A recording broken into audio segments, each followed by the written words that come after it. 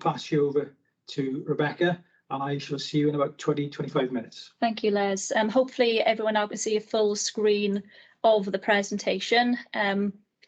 As I said, my name's Rebecca. I'm a clinical specialist at CareFlex. I'm a physiotherapist by background.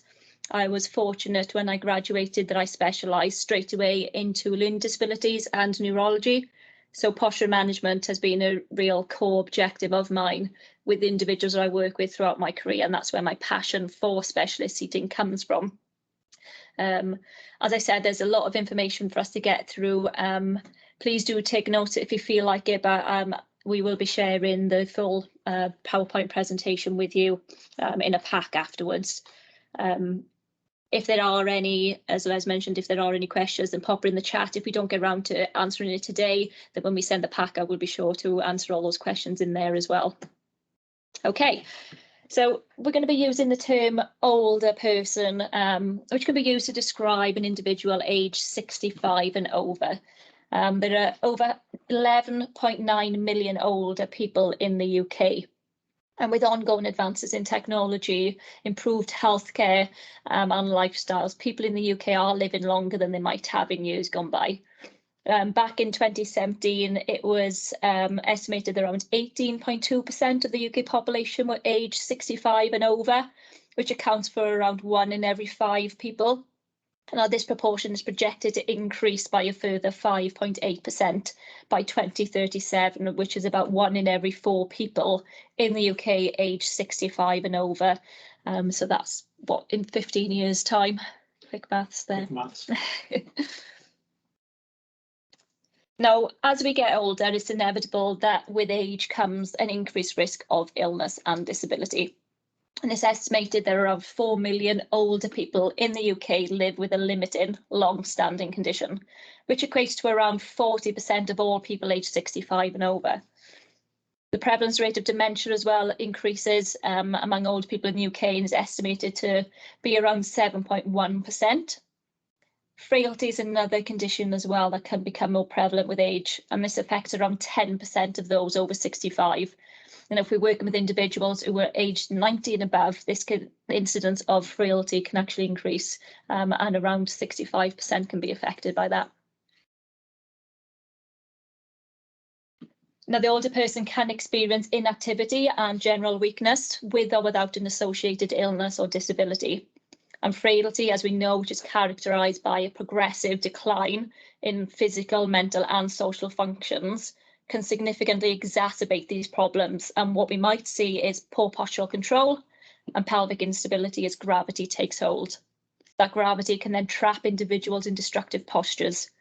And the problem with gravity is that it tends to exaggerate asymmetries and can lead to unequal loading of tissues, often in a slumped posture or with leaning to one side or sliding down the chair, which can, of course, have problems with postural deterioration, but also pressure injury risk too.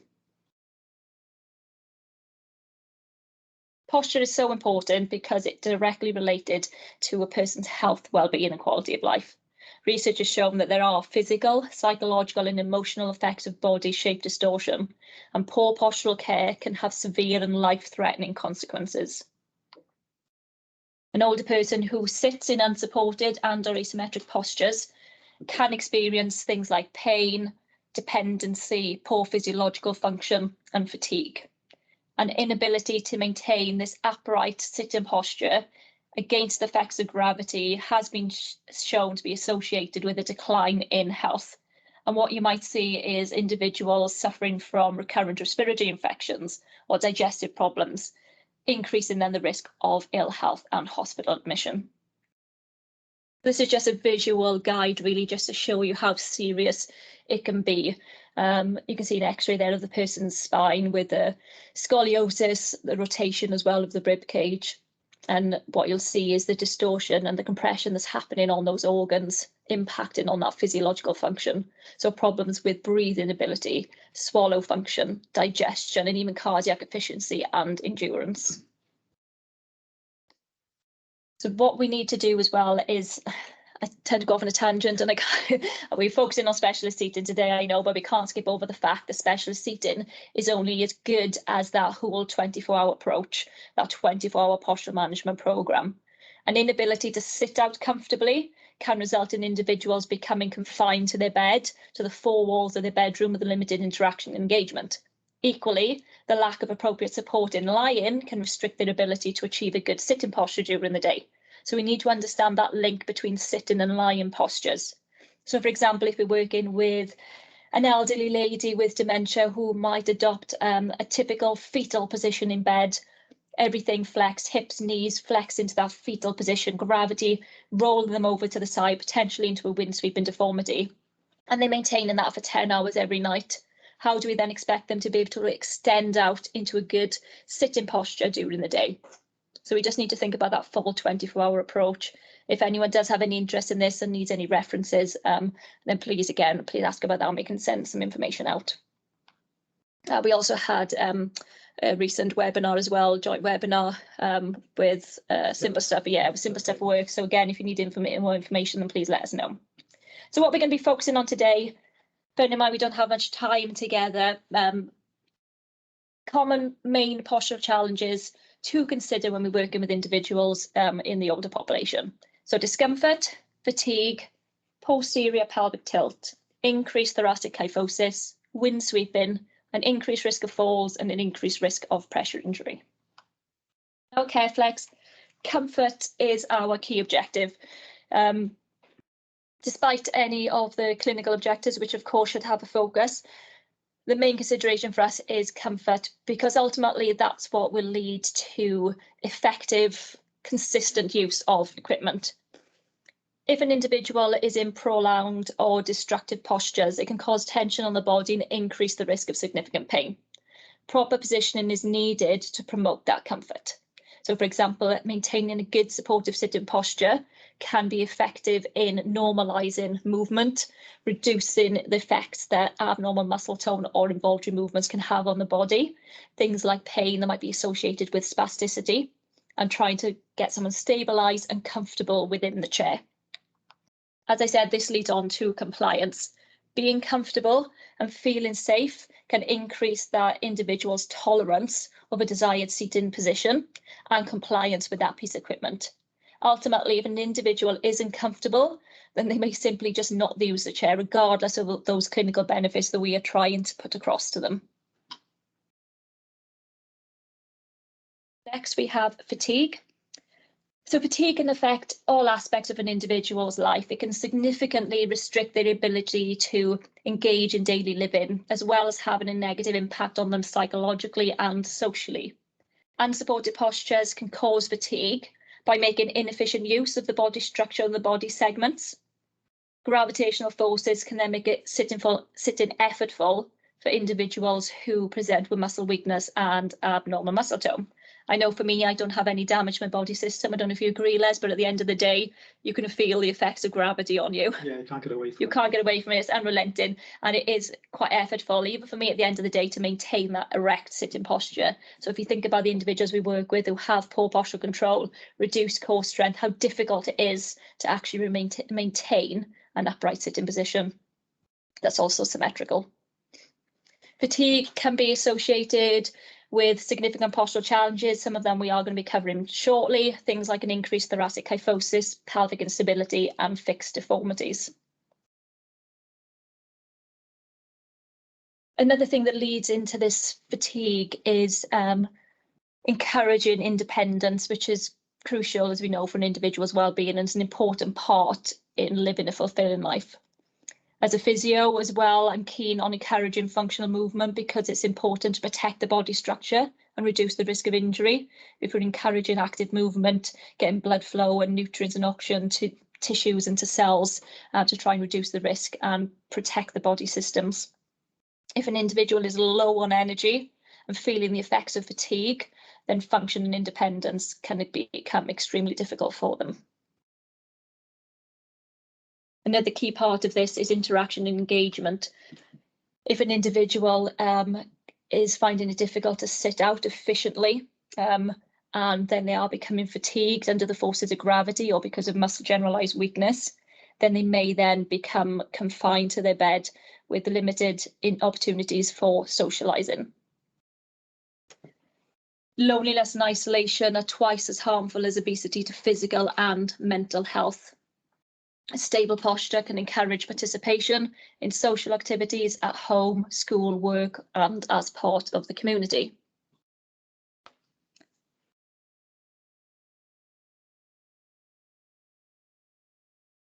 Sorry, just trying to skip ahead there. There we go.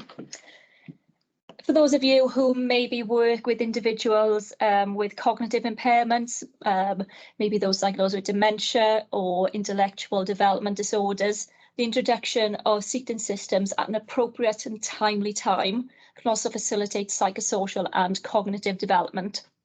An upright sitting position can offer a better line of vision for communication and interaction, and also provide an increased ability to achieve cognitive tasks, which are all precursors to improved learning and participation. So to be able to manage this fatigue, we need early implementation of strategies into daily life to hopefully reduce the impact and the probability of that fatigue becoming chronic. Energy conservation will make it easier for individuals to live a meaningful life. Now, specialist seating can aid this objective through adequate postural management, ensuring that there's appropriate full body support, because this will enable chair users, to enable the individuals we work with to maintain an optimal sitting position with the pelvis stable and the trunk in midline to encourage all those body segments to work efficiently. Tilt in space as well can help individuals with low muscle tone or those with reduced strength to manage available energy levels and promote rest, because essentially it will reduce the effects of gravity on particular parts of the body for a period of time. It means they can then conserve energy, recuperate, allowing them to sit back upright and direct that into activities of daily living that might be important to them. Just as a side note, again, going off on tangents, but tilt in space and back angle recline, some of the functions that we're going to be mentioning today on the chairs are not safe and appropriate for everyone. So I will send out some details in the pack as well, just to give some hints and tips on safe and appropriate use of tilt in space and back angle recline.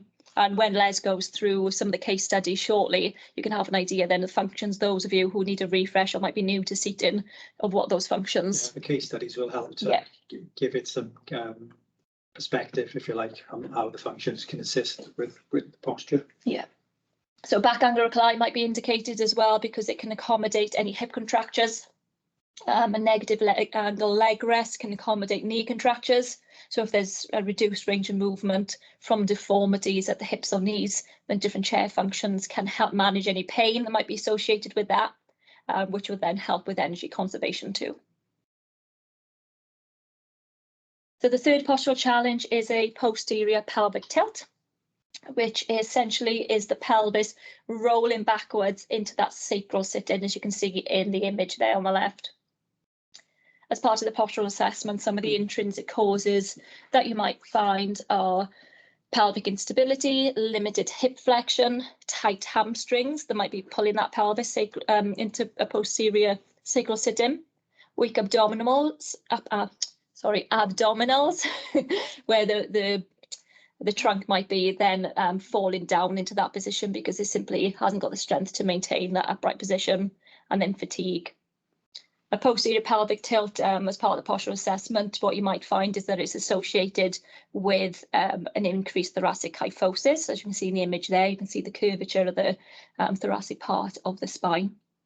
There could be a cervical spine hyperextension because of that kyphotic posture.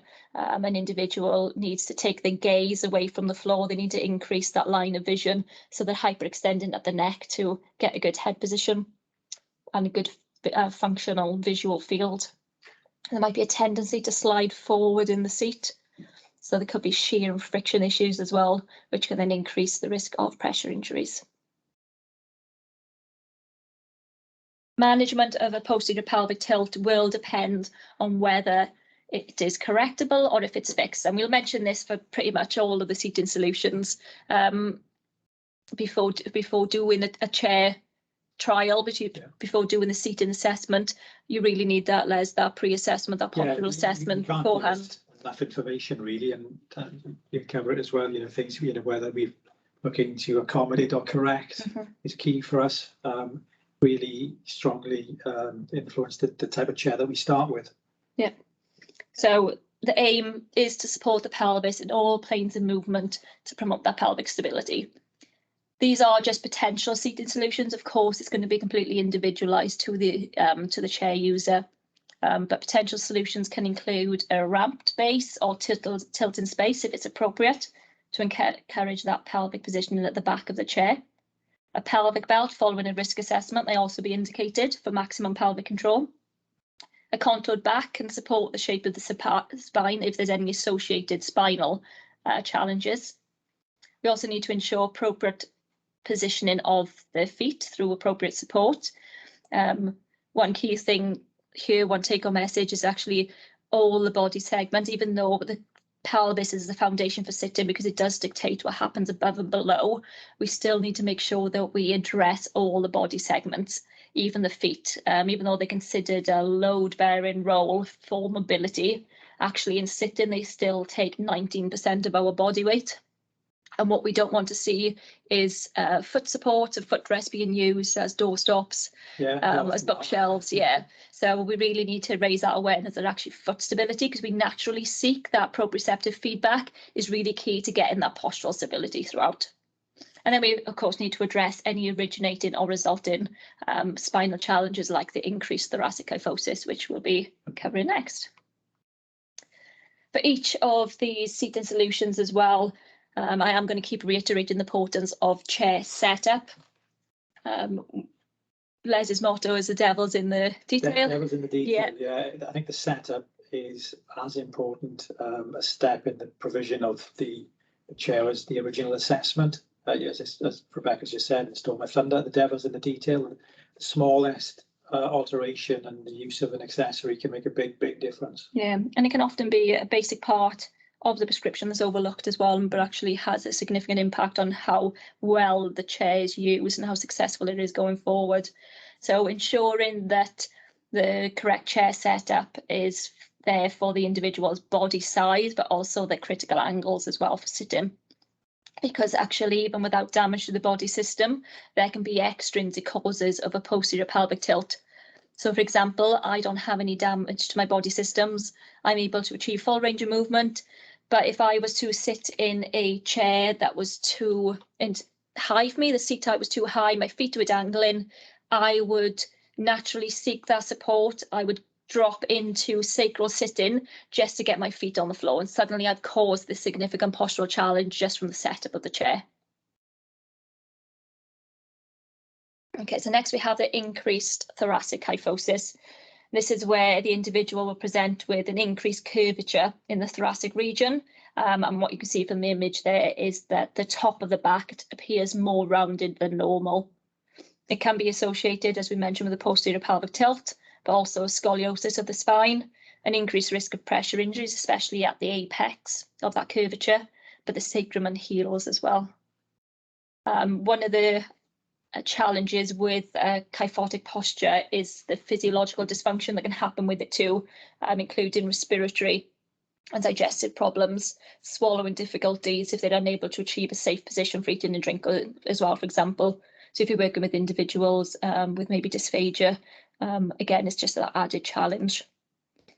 The head position can then result in the line of vision being towards the floor, which also has a significant impact on interaction and engagement as well.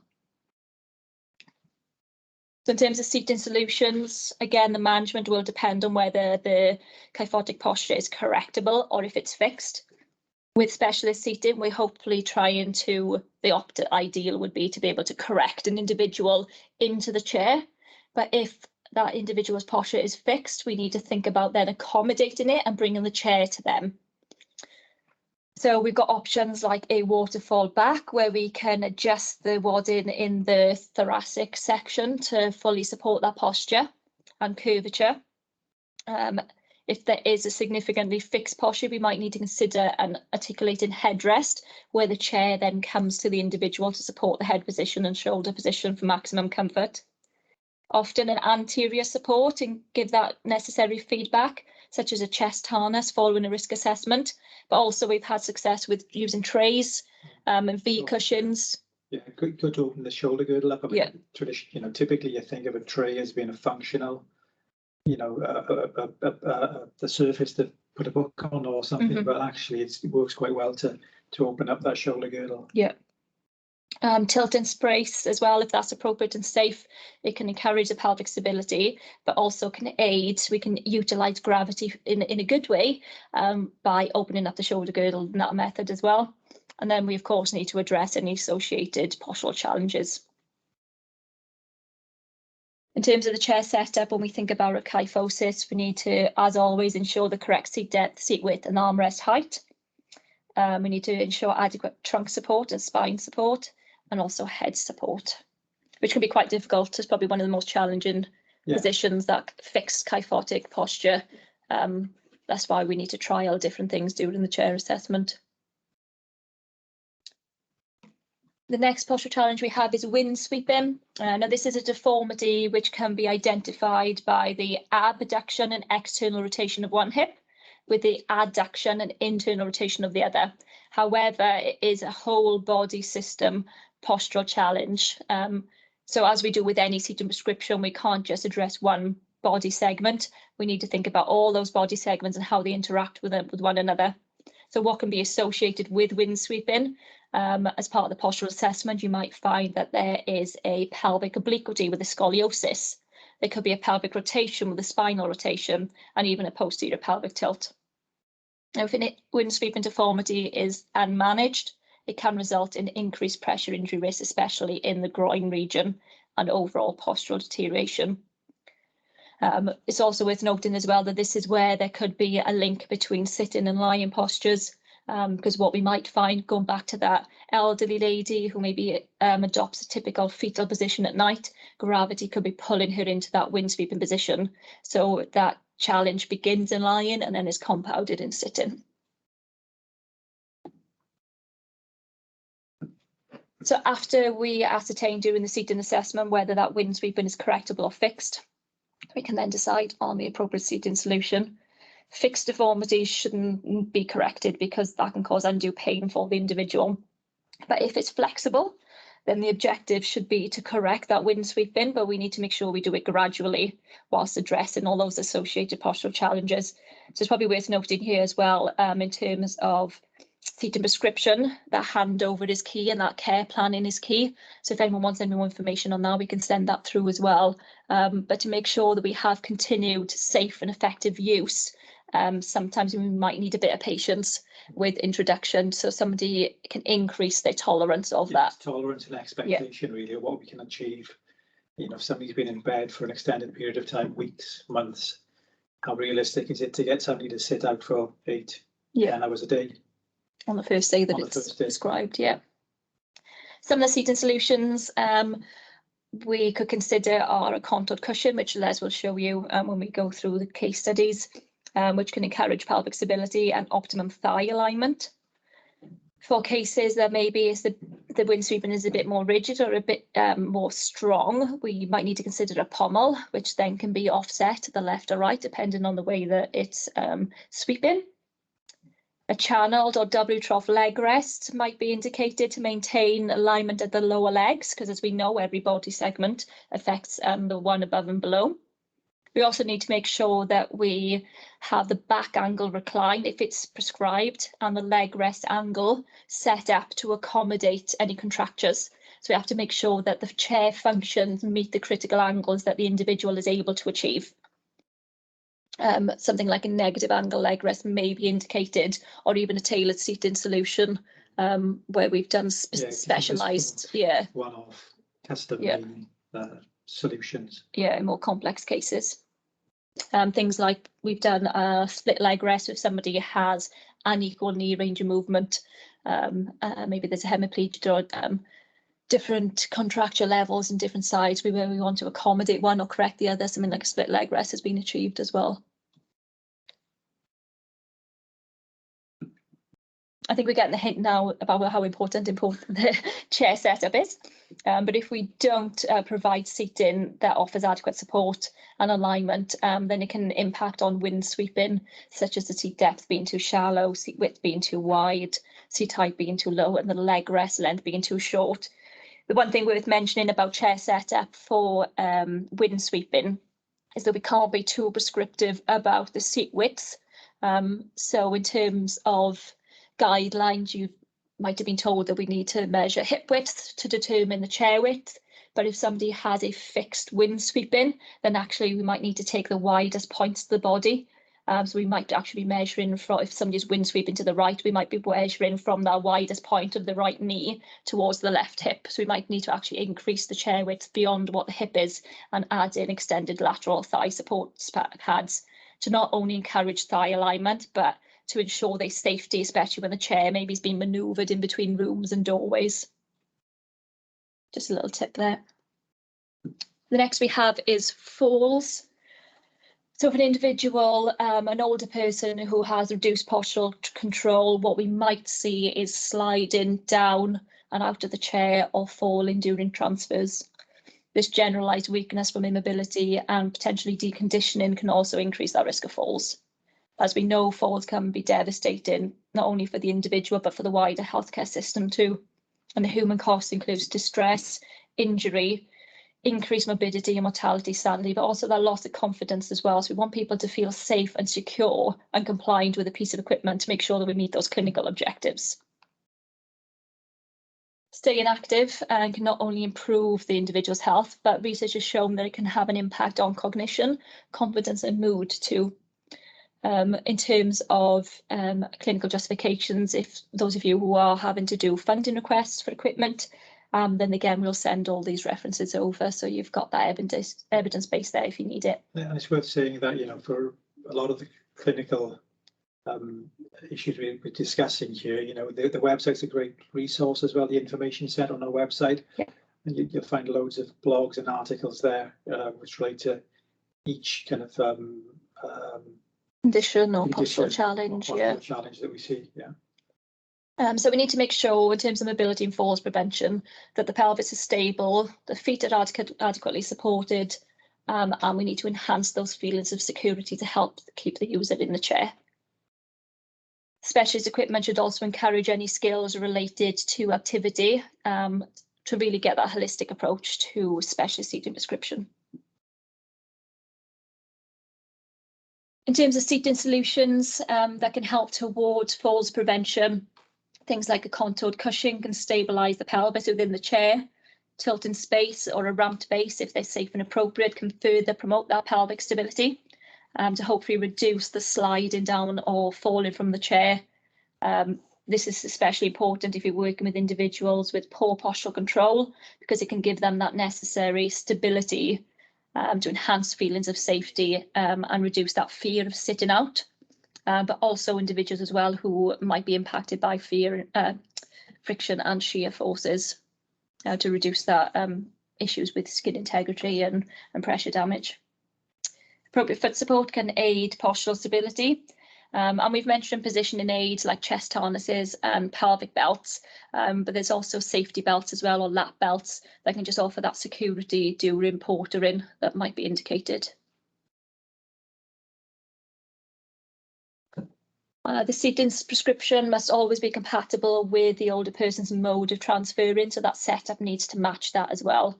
So if somebody is still ambulant or if they're still able to do sit to stand transfers, we just need to make sure that the seat height encourages that safely.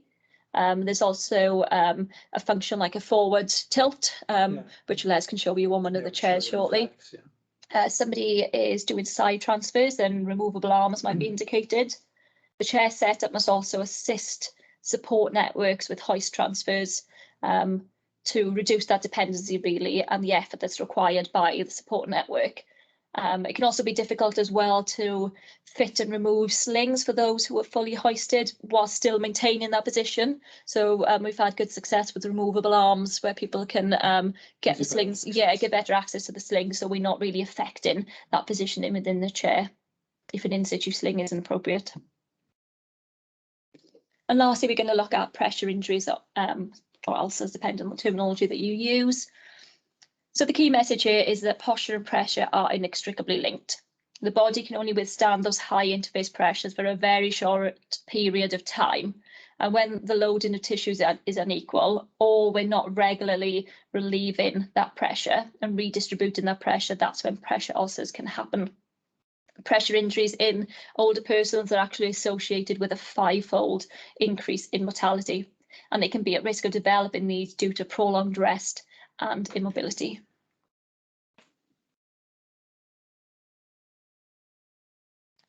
Now, a key intervention that's been identified for the management, or better said, prevention of pressure injuries is believed around 98% of pressure injuries are avoidable.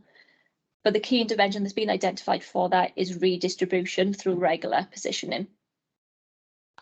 And specialist seating aims to support that by reducing the risk of pressure ulcers by distributing the user's body weight evenly throughout the chair over the maximum surface area.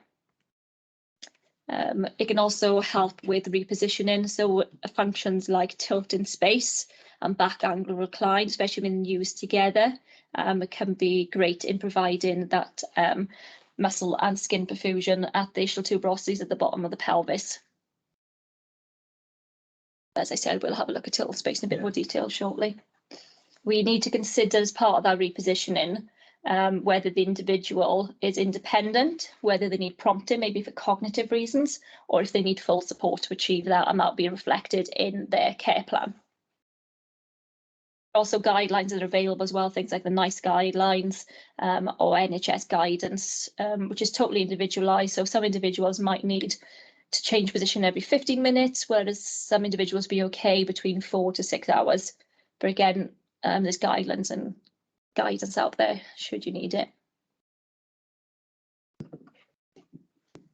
Now, specialist seating enables the individuals we work with to sit out and offer that much needed regular change of position to encourage blood flow and redistribute pressure. What we need to make sure is that we prescribe appropriate equipment, which includes the setup, of course, the functions, accessories, fabrics and materials.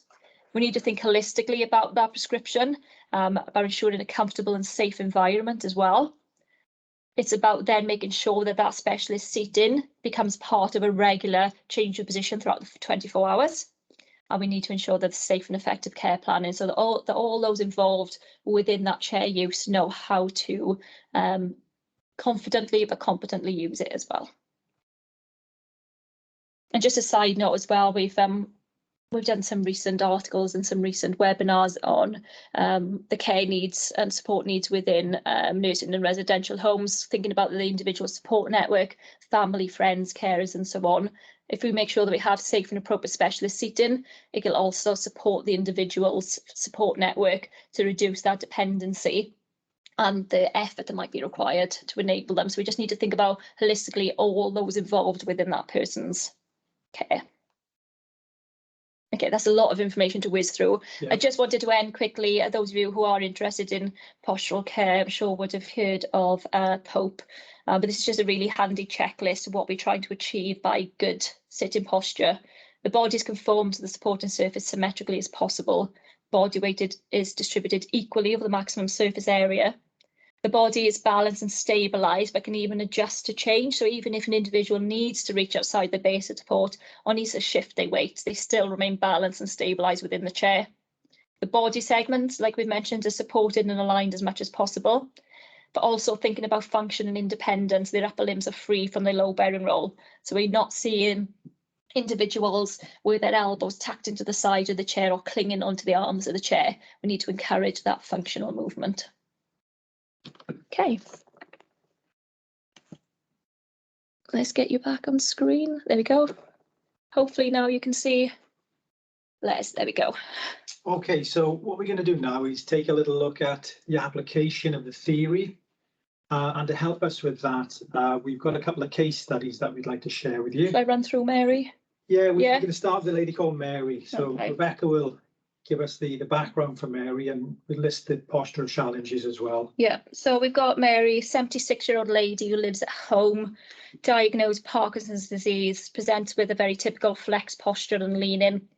At time of referral, she was semi-ambulant, but they were carers at the support network were noticing redness over the sacrum, thoracic region, and at the heels.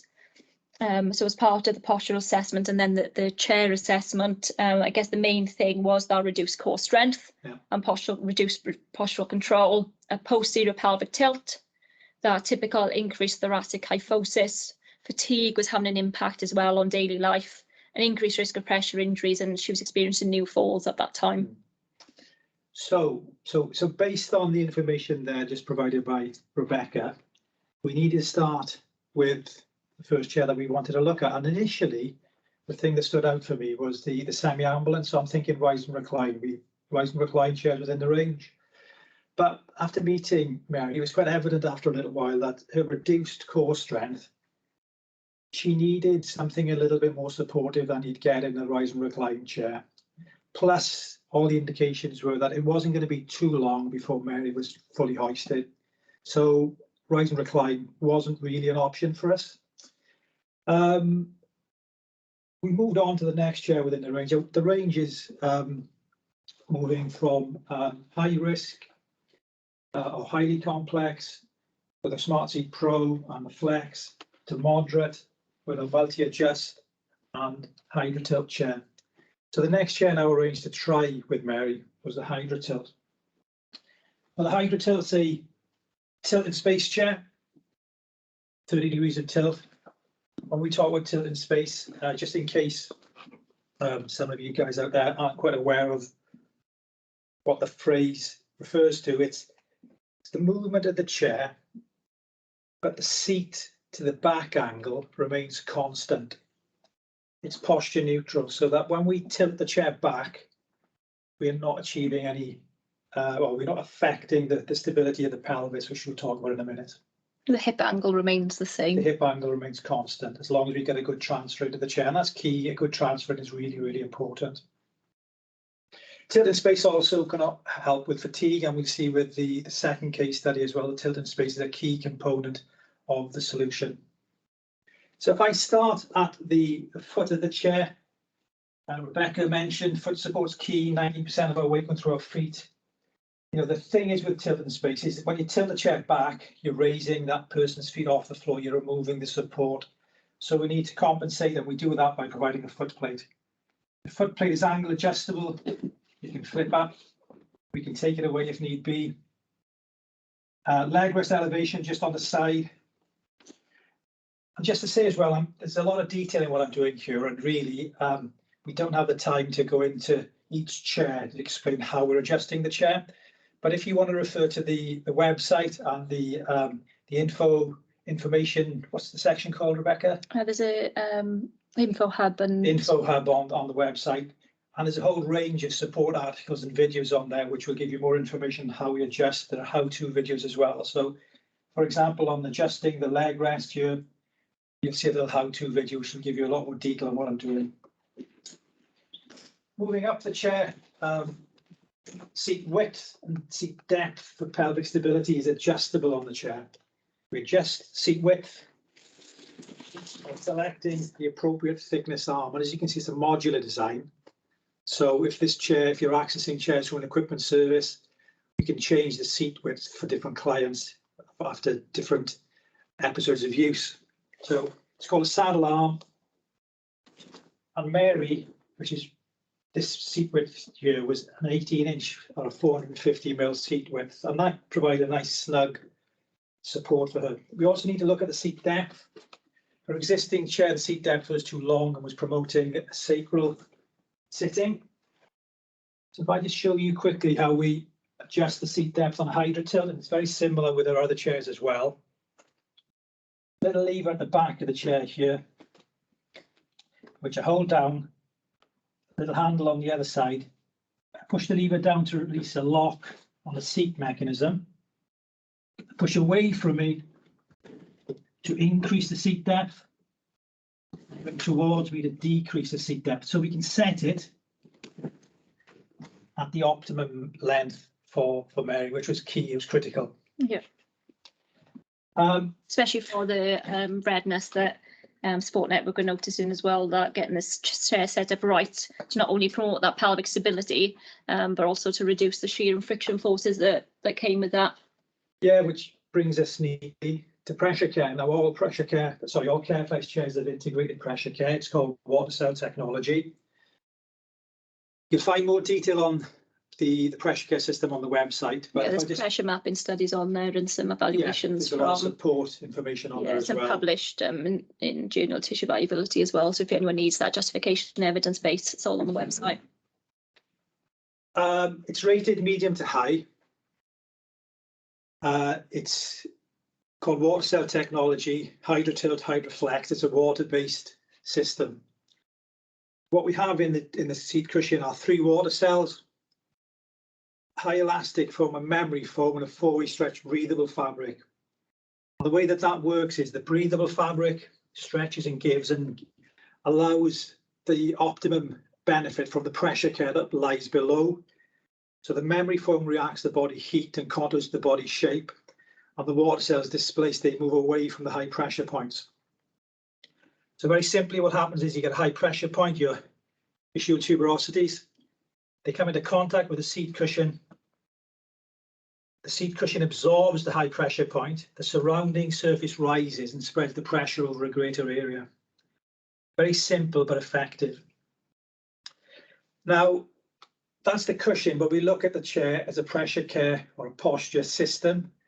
They all work together, so optimum pressure care is achieved by getting the correct seat depth, the correct seat width, foot support, and lateral support and head support. We did try this setup with Mary, which is a contoured back, but she just didn't find it comfortable. And as we said in the presentation, comfort is key. It's also subjective, so we need to be guided by the user with that. And Mary was quite vocal. She just wasn't comfortable in the chair. So what we did, you can see the chair is very modular. We stripped the contoured back off, removed the water cells which comprised the pressure care system, the back of the chair.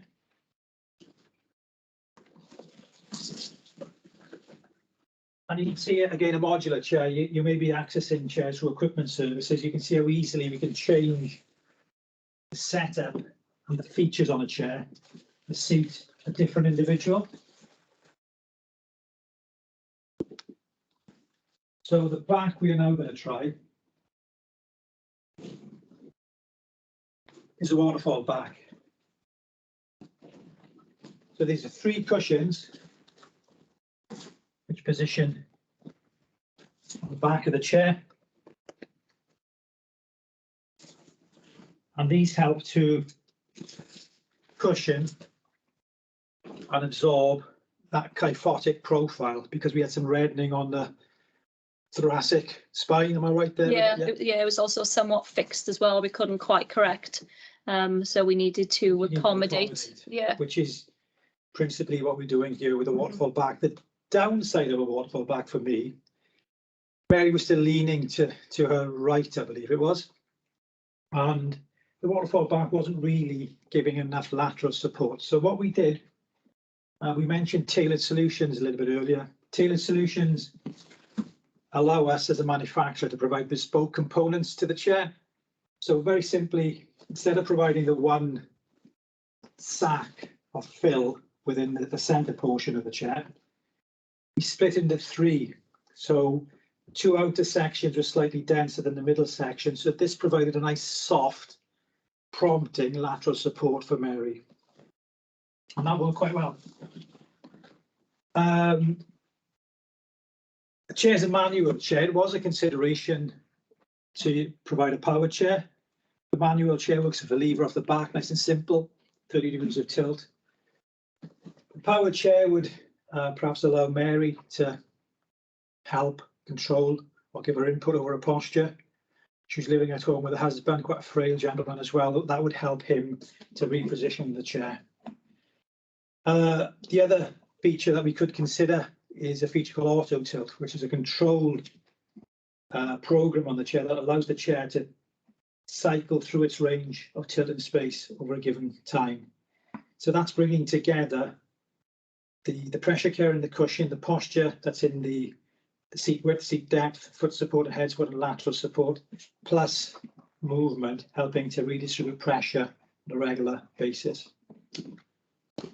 That was Mary. Yep. Was there anything I've missed? No, for Mary? No. I don't think so. So that brings us on to Tom. Yeah, Tom, 81-year-old gentleman, resided in a nursing home, vascular dementia with frailty. He was hoisted for all transfers, had very limited independent movement, and was experiencing some current pressure injuries and respiratory infections. In terms of his postural challenges, after the postural assessment and then the chair assessment, became evident it was generalised weakness, pelvic instability, an increased thoracic kyphosis, and a key part of his challenge was that impaired physiological function with the repeated infections, increased risk of ill health and hospital admission. So we really needed to encourage as much alignment and as much upright position as possible for the periods that he was able to sit out. Yeah, I mean, Tom was spending more and more time in bed, becoming increasingly isolated. Yeah. Again, we looked at a couple of different chairs for Tom. We actually looked at 3 Smart Seat Pro multi-adjustable back, those with complex postural needs, quite a complex chair. Too much. We didn't want to overprescribe. We didn't need that. We didn't need to overprescribe. This is a little bit like Goldilocks and 3 bears here with the porridge. The Hydra tilt didn't quite give enough. Strong, robust tilt in space. But what we found made a difference for Tom, and especially for comfort, was the addition of back angle recline. Mm-hmm. And that brings me to HydraFlex. And again, just be mindful, all of these functions that we're mentioning, of course, are incredible when they work and when they're safe and appropriate for the user. But actually, if they're not, and if they're not prescribed carefully, they can actually negate all that hard work we do and can actually cause a lot of shear and friction issues and postural instability.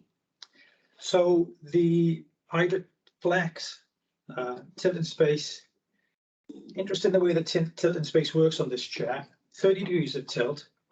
But at the front edge of the movement, it's what I call a negative tilt. The chair tilts slightly forward. So it was a consideration for Mary as well, but we didn't really need that. What's happening here is that the chair tilts forward. It brings your client's feet flat on the floor if they're still able to stand transfer. This HydraFlex chair is great in kind of rehab situations as well. Yeah, yeah. So that's your tilt in space. Again, I'll run through the chair. So we had a elevating and articulating leg rest. Again, if you want to know a bit more about how I'm controlling the chair, if you refer to the how-to videos on the website. He was quite a tall gentleman. Extended the leg rest. Angle adjustable foot plate. Pressure care, that's in the seat. Just to mention as well, we did consider an alternative cushion for the seat. The standard water cell technology seat cushion is flat. We looked at a contoured seat as well. So as you can see, it's ramped at the front edge, slightly contoured at the front. So yeah, slightly contoured at the front there as well, with a hint of a pommel in the middle. So it's prompting that midline position for his thighs as well. But we didn't really need that, but it's something we considered. Lateral support, we opted for a contoured back. And you can see here the deep shaping into the back of this chair. We did consider a flat back, and a flat back allows us to use adjustable laterals. Because of the frailty. These, yeah. But because of his frailty, and because we wanted to use back angle recline, it didn't really complement the setup of the chair. Okay, because This chair is back angle reclined.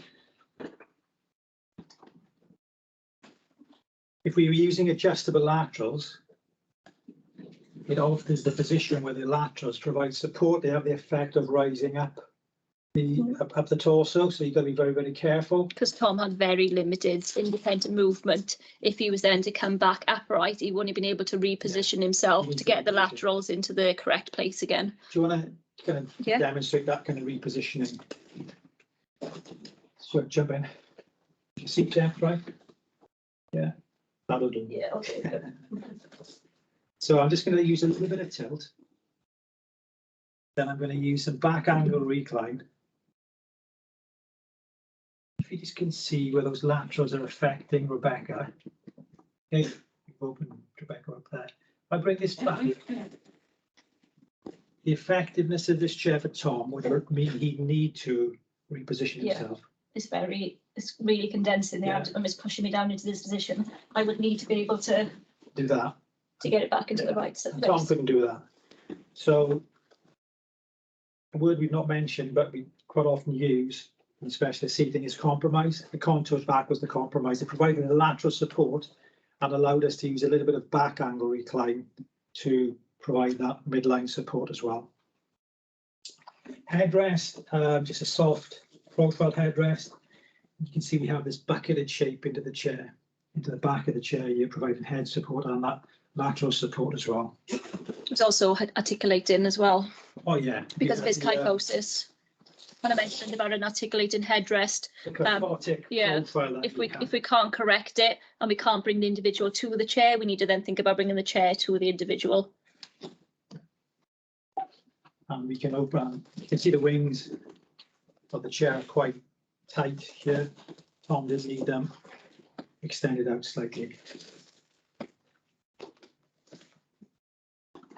And I think that was Tom. I just checked my notes. Yeah, I mean, tilt and space again, helping with fatigue, helping Tom to sit in the most energy efficient way that he could. And yeah, reports back from both Tom and Mary that the chairs have been a good enabling feature for their kind of well-being. That's me. Yeah. I'm not sure. Let's have a look if there's any. We'll just have a quick look to see if there's any questions we can take.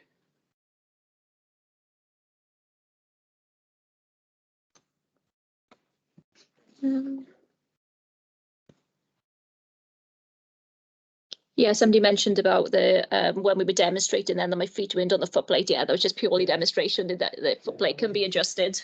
Yeah, for Rebecca. Again, if you go to the website, look at the how-to video, it'll show you how we adjust the length of the leg rest.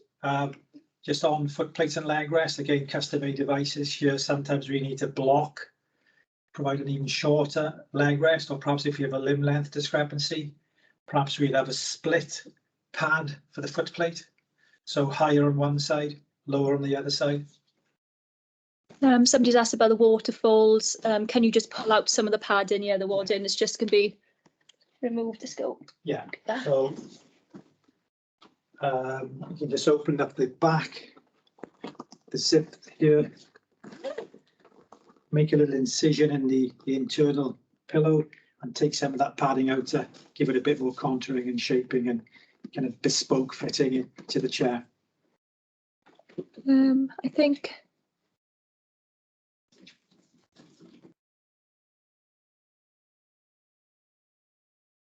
Can other cushions be used for pressure relief? That was the latest question. We can. You know, we recognise that your client may well have a seat cushion that's particularly effective for him or her, and you want to use that cushion with one of our chairs when you can. For example, on the Hydra tilt, well, all the chairs, the cushion is a loose fitting. It's locked in place, but take our cushion away, and you've got a solid substrate, a solid base to mount another cushion. What we would recommend, though, is that we supply what we call a docking cushion for that third-party cushion. And what the docking cushion is a square cutout you drop your cushion into the cutout, it'll prevent the cushion from moving and sliding around. It'll also make sure that the pressure gear is in the right place in the cushion. And it'll also avoid any gaps at the front, the back, and the sides, perhaps entrapment issues that you may have with using a smaller cushion onto one of the chairs.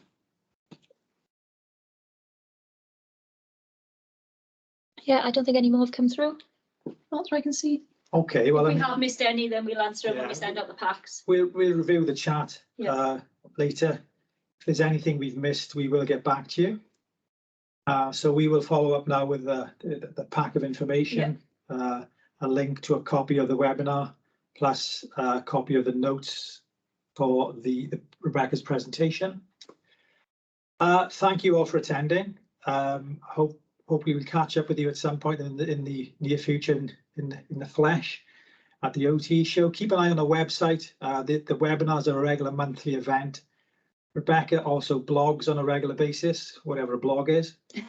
But so keep an eye out. We're trying to keep you up to date with developments. Yeah, we've got a newsletter you can sign up to. So. And a newsletter. I know what a newsletter is. That makes sense. Okay, we'll bring the presentation to a close there. Thank you very much. Thank you very much. Thank you. Thank you. Bye-bye. Bye.